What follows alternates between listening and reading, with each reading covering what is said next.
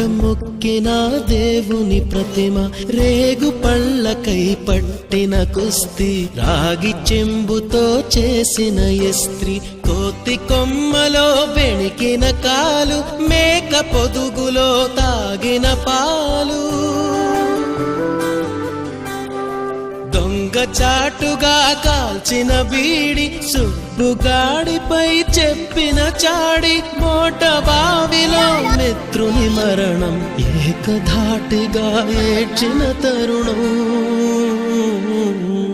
గుర్తుకొస్తున్నాయి, గుర్తుకొస్తున్నాయి.